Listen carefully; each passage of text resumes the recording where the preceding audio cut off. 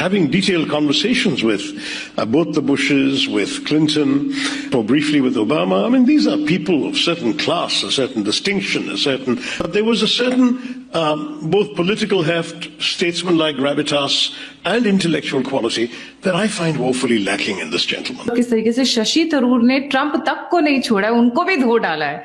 ओवैसी तो निकले सबसे खतरनाक और छुपे हुए हथियार मोदी के इस मास्टर स्ट्रोक में, बट वो शशि थरूर कम नहीं है सर इस वक्त। जनाब डोनाल्ड ट्रंप को तो आप नाराज कर रहे हैं, और अमेरिका के अंदर रह के जो है वो इस किस्म के बयान अगर आप डोनाल्ड ट्रंप के बारे में दे रहे हैं। अमेरिका पहुंचते हुए सबसे पहले उन्होंने जो काम किया वो भी ट्रंप के, मैं कहूँगा मुंह पे थप्पड़ तो नहीं कह सकते, हालांकि ट्रंप के लिए एक रिमाइंडर बड़ा ज़बरदस्त था कि वो सबसे पहले गए पूरे डेलीगेशन के साथ में 9/11 मेमोरियल पर। वो तकब्बुर, वो घमंड, वो ह्यूब्रिस, उसमें तो कोई तब्दीली नहीं आई, और जब तक कोई जौहरी तब्दीली नहीं आती उनके रवैये में, और बीजेपी का जो लिंकेज है आरएसएस के साथ, वो रहेगा। और मोदी की डॉक्ट्रिन में जिस तरीके से पाकिस्तान का स्टेटस हमने हमास के बराबर का कर दिया है, एक भी act of terror will be taken as an act of war, तो आपने एक नेशन स्टेट को फैक्टर बना दिया है। जब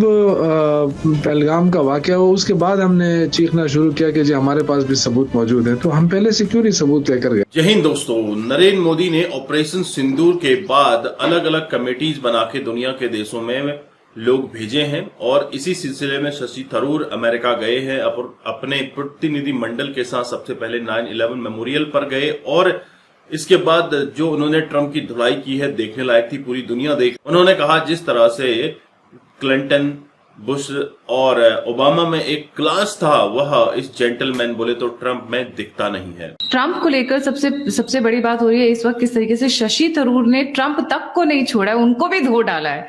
ओवैसी तो निकले सबसे खतरनाक और छुपे हुए हथियार मोदी के इस मास्टर स्ट्रोक में, बट वो शशि थरूर कम नहीं है सर इस वक्त। जी, अभी जो यूएस में ट्रंप को उनका हिसाब करने के लिए शशि थरूर को भेजा गया, वो इसके लिए एकदम परफेक्ट आदमी है।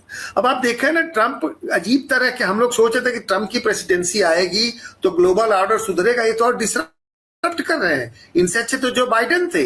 अभी जब हमारा आतंकवादी हमला पाकिस्तान में किया, और हम जब पाकिस्तान पे हमने ऑपरेशन सिंदूर लॉन्च करने की योजना बना रहे थे, तो ट्रंप का दामाद जो है जैरेड कुशनर, और ट्रंप का बेटा एरिक ट्रंप और उनकी बेटी, ये लोग पाकिस्तान आए हुए थे क्रिप्टो की डील करने। वहां उनको रिसीव कौन कर रहा था? पाकिस्तान का डिप्टी प्राइम मिनिस्टर और विदेश फॉरेन मिनिस्टर इशाक डार। ये अनप्रिडिक्टेबल आदमी है।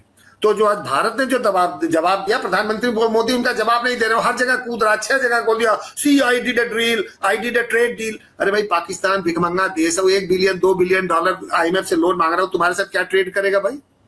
ट्रेड करने की भारत जो सबसे बड़ा इसमें बाइंग मार्केट है, 700 बिलियन के आसपास हमारा फॉरेक्स रिजर्व है, और दुनिया के देश आ रहे हैं हमसे बिजनेस करने के लिए।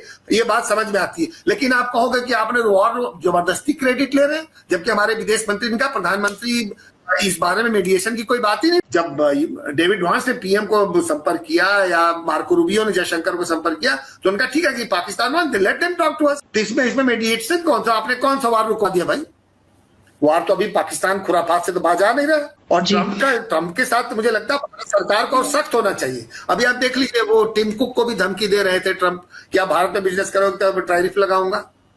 आपको भाई भारत में अपना सामान भी बेचना, आप चाहते हैं कि भारत एक भी टैक्स ले, सारा टैक्स आप ले जाए, ऐसे कैसे चलेगा? फिर WTO क्या होगा? जो general agreement on trade and tariff है, गैट है, उसका क्या होगा? खाली अमेरिका की दादागिरी हेजमनी तो नहीं चलेगी कि हम जो ट्रंप चचा जो कहेंगे सही है, बाकी सब लोग चुप हो जाए।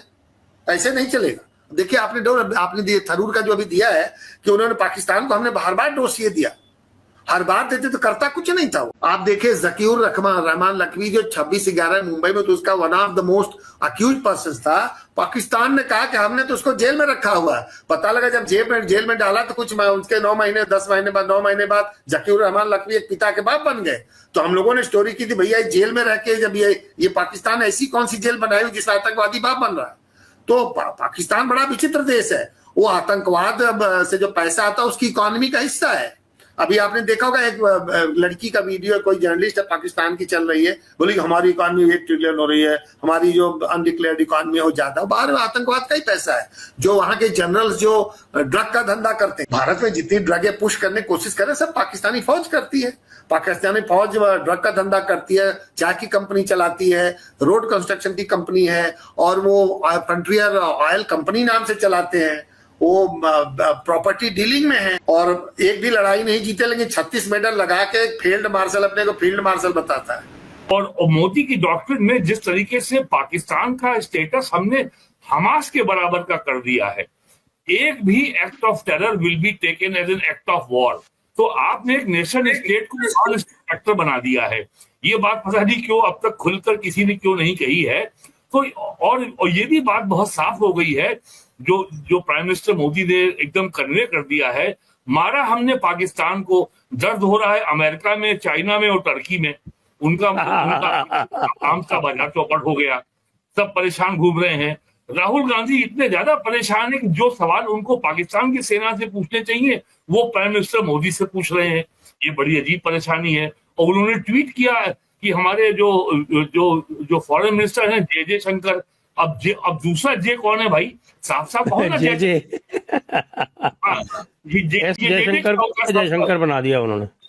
तो ये सब वो बोल रहे हैं। तो अपोजिशन, और जो सबसे बड़ा काम मोदी ने किया, 11 साल के अपोजिशन की इतनी हॉस्टिलिटी के बावजूद नरेंद्र मोदी सरकार फॉरेन विदेशों में जो डेलीगेशन गए हैं, गवर्नमेंट ने पार्लियामेंट्री बाई पार्टीजनशिप को करके दिखा दिया।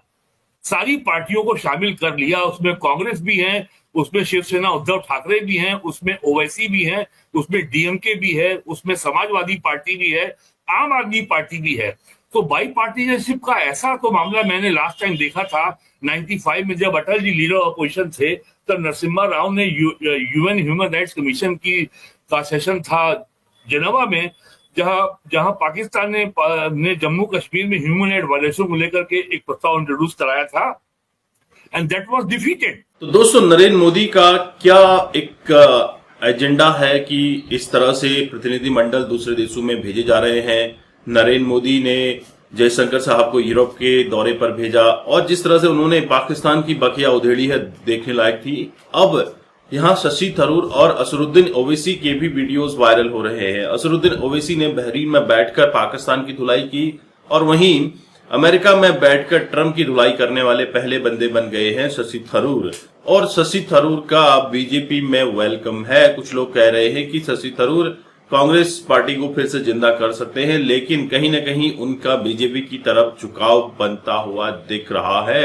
अपने विचार जरूर कमेंट कीजिए।